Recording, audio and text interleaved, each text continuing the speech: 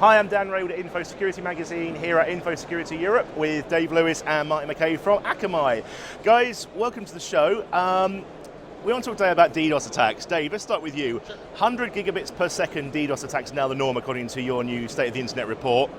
Why have they got so big and how are they now the norm? It really has gotten down to, we are seeing the commoditization of distributed denial of service. It is so simple for someone to become an attacker. And I use that term very specifically because hackers are not a term I like to use in a nefarious way.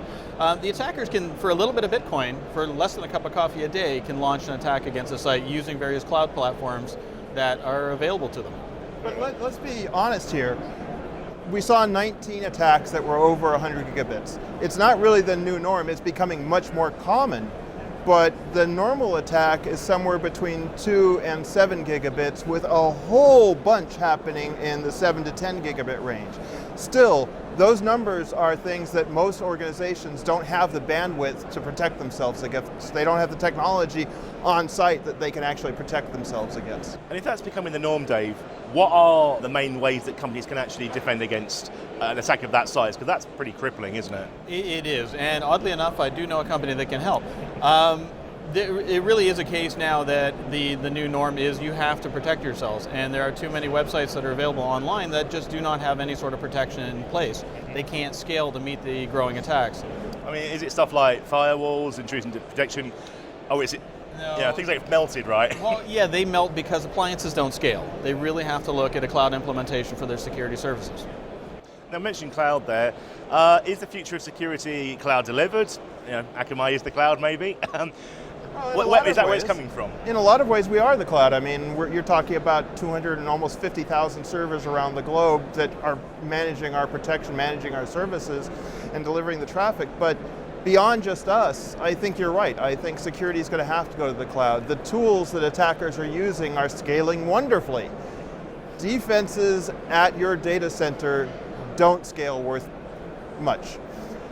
So you're going to have to move those defenses farther away from your data center out to where they can be distributed, where they can be closer to the attacker.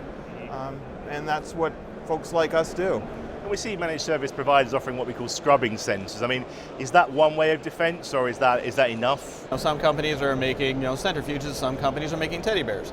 Their risk profile will differ from one site to the next. So they really have to look at what their requirements are, and they have to work with us to actually make sure that they're getting the right solution. Because I don't want a vendor to just show up and say, here, buy this because we said so. We want to make sure it actually fits so they are a long-term customer. Because with the cloud implementation, you have a customer that you want to maintain. It's not a case of you sell a box, drop, and move on.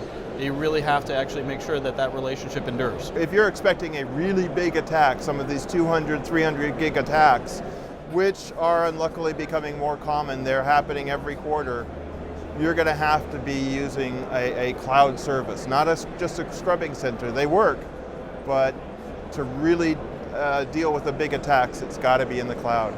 Is that where security is going now? Is it cloud service models, managed services models that actually it's been delivered not in-premise but from a cloud?